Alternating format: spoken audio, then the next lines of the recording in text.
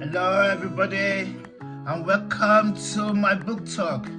My name is Femi Martin, and I am the author of Jesus the Egyptian. If you haven't got a copy, please go and get a copy today. Order your copy today so you can join us on this another episode of the book talk. You can read along with us. We'll be reading and discussing as we are the book. As you know, Jesus the Egyptian investigates the life of our Lord Jesus Christ while he was a baby in Egypt. And we also know that it was the message of the angel that asked Joseph to take the baby and his mother and leave for Egypt because Herod was attempting to kill the baby. And because of that, Herod did a large massacre in Bethlehem at the time, just to kill the baby, the only child. So, we did not know what happened in Egypt. So far, we've reached chapter 4 in the book. The book is investigating what happened in Egypt. How did the Holy Family survive? How did they live? Knowing that hearing from the word of the angel for them to leave the manger at the time and at night to leave immediately. They left immediately, taking nothing with them. And the only thing they could have taken with them is the gift given to the baby. I think any mother or father will want to take that with them, the gift given to his baby. And they can't take any other thing with them except for that gift and the clothes they have on them. And they left for Egypt. So how did they survive? How did they survive? Where did they live? This is what the book is investigating. We are in chapter 4. And the chapter title for chapter 4 is Herod's Grief. On the last episode, we've read about part of the chapter. How Herod is sending spies out to find the only child in Egypt. How his hired is a minister in Egypt.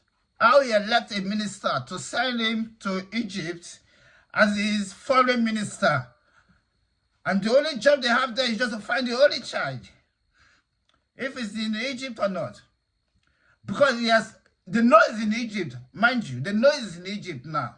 Because Herod has already got information that the only child is in Egypt.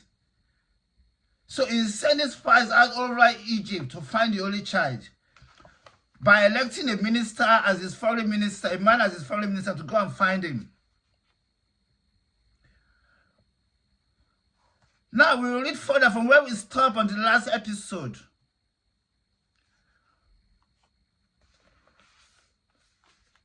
On the last episode, we read that Herod made new laws with his lawmakers for every baby in Egypt that enters his country, his nation, Judea, Judea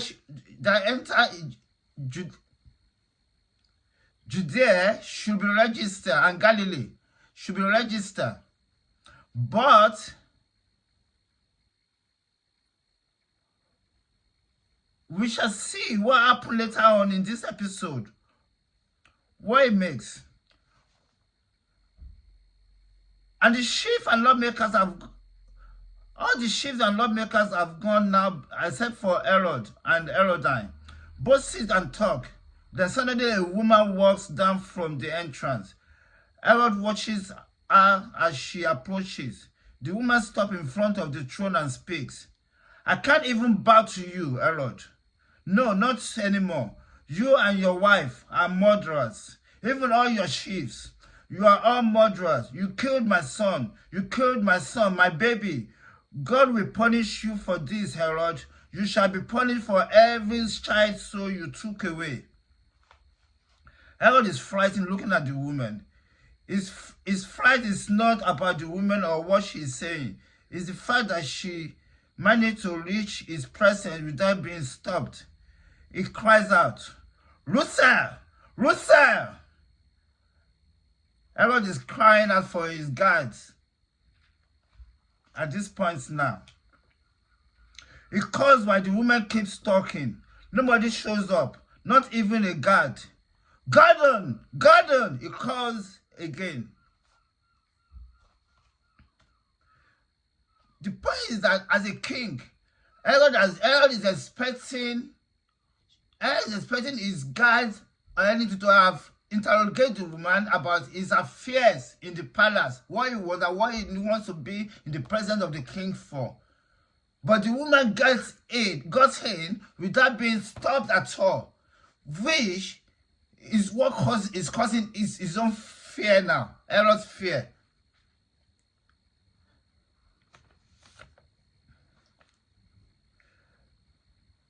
Herod, you won't live your days in full, the woman says. You shall die like everyone else.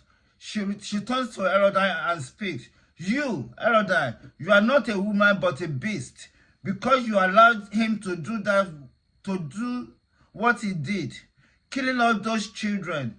The two of you together are beasts. You are monsters, the woman yells. Monsters, monsters is what you are. One of the guys must have high yells and comes inside. Then he calls out to more guards, and 4 guards rush inside and approach her. Where has everyone gone? Everybody gone? You lot are in trouble, Herod says as the guard pulls the woman out. You lot are not on your duty. I will have all of you skinned out. The guards managed to grab the woman out of the throne hall. Herod turns his attention to his wife and speaks. Can you believe this? They allowed that woman to enter my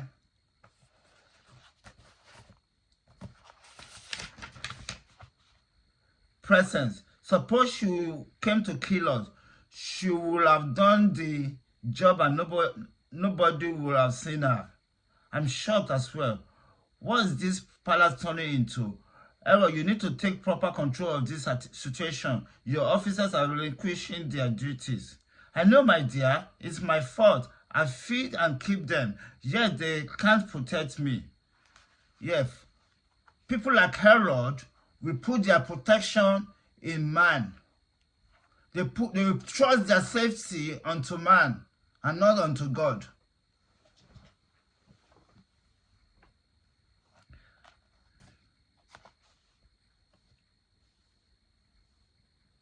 Herod sits and ponders on this.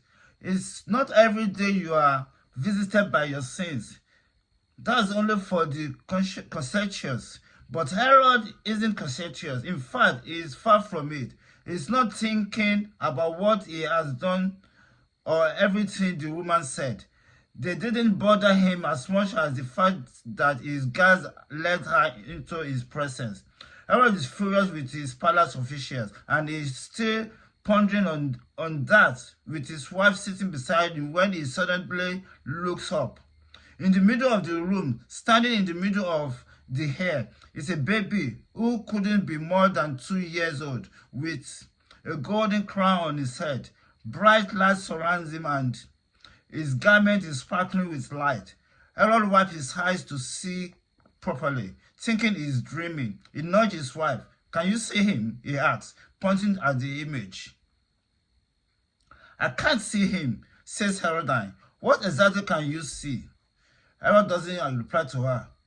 He replied to her question. He gazes, frozen at the image before him. Then he says, are you the one they say will be king of the Jews?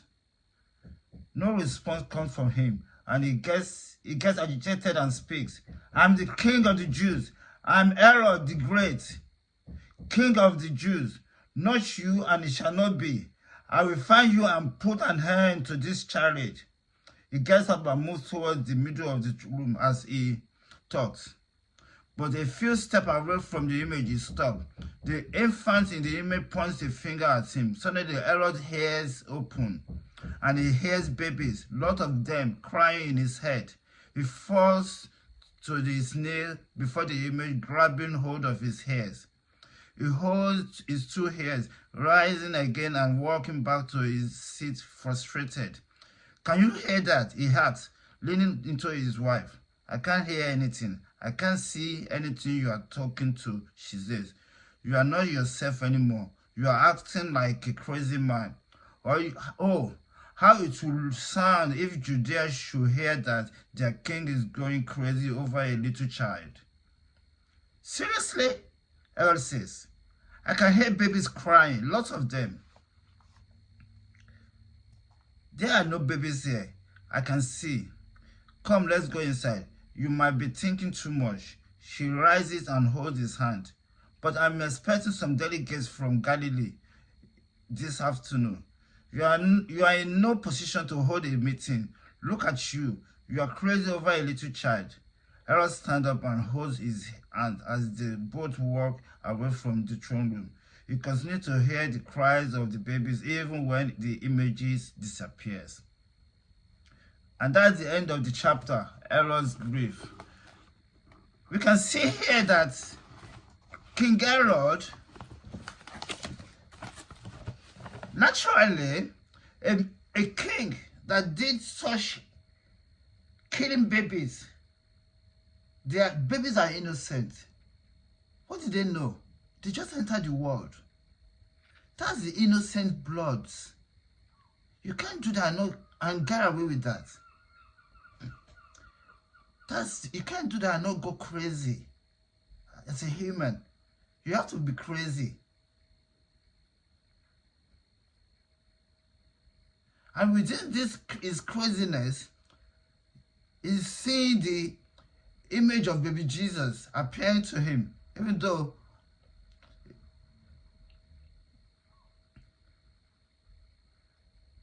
this is his personal world, his mind.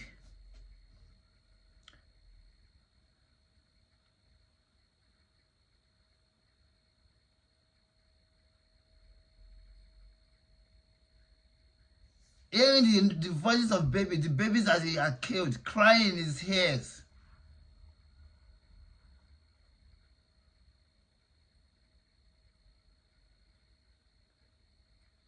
If that should suit him. Thank you, everybody. That's the end of the chapter. And now, to my testimony. At this stop, at the Christmas Eve dinner party, I said I met somebody there. I met a woman there on that day, and who's to become my baby mother. From that day on, she refuses until she invited me into her place. And then she asked me to stay. There I stayed with her, and there I had my first child. Then, from there on, when I had my first child, after that, I was still within the spirit. But the spirit was still with me. They were still with me. And about the time that I was about to have my second child, which turned out to be a girl, something happened, and I had to go away.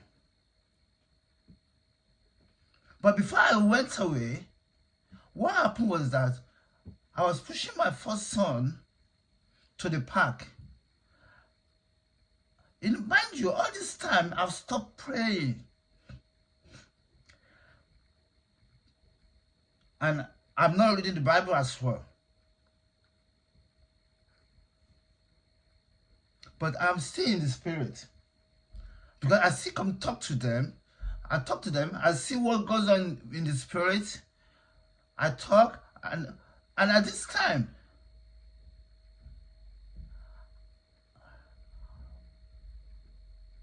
I was walking my son to the park, and all of a sudden, the sky opened before me, and there a path was laid before me, a path that I cannot miss. I had to walk through it. And I walked through it, and in the spirit, I walk into a hallway. And from that hallway, I walked through into a throne room.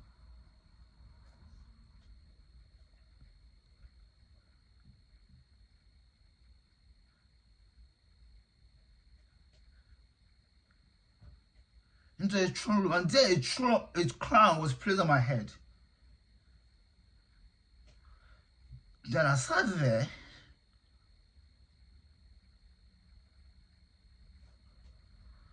then all this, and I started saying what's going, and the sky before me opens. Whereas at home, what happened is that as all this was going on in the spirit, at home, something happened with me and my baby mother, and I had to go away. So, while I was away, I was in the spirit every time, walking through this throne room and being made a king. Then there were displays of, then as we are sat on the throne. It was like an auditorium, and there are lots of spirits, people gathered around. It was a very large auditorium, and they were all kind of sitting around there. The design of this auditorium is quite peculiar. Oh, I did not tell you, because before I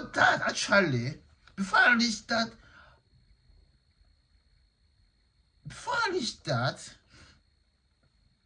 what has been happening beforehand was that I was passing through a tunnel which was rising to the heavens.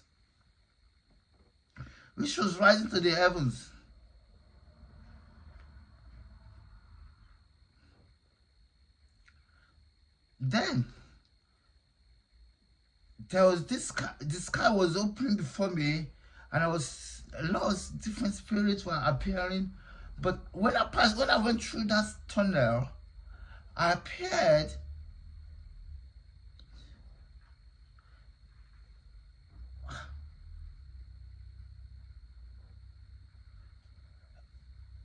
but I appeared at the throne room, the same place. Afterwards,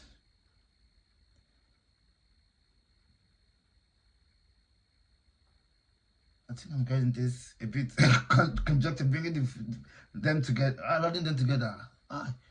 Afterwards, in the auditorium, there was lots of displays.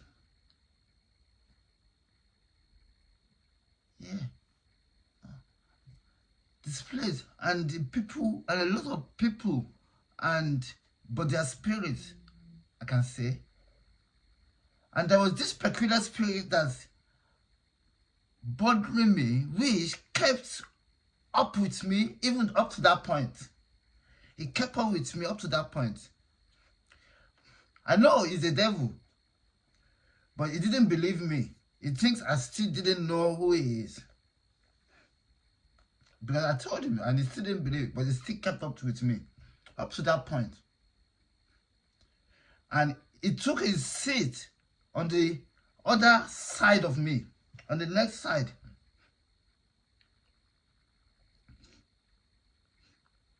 But because every section of the auditorium was built into sections,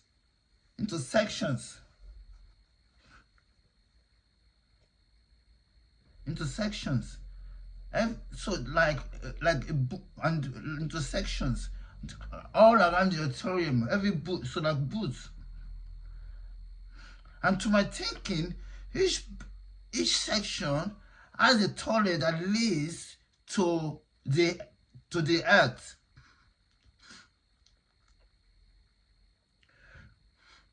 But that's how the section on my side was led to.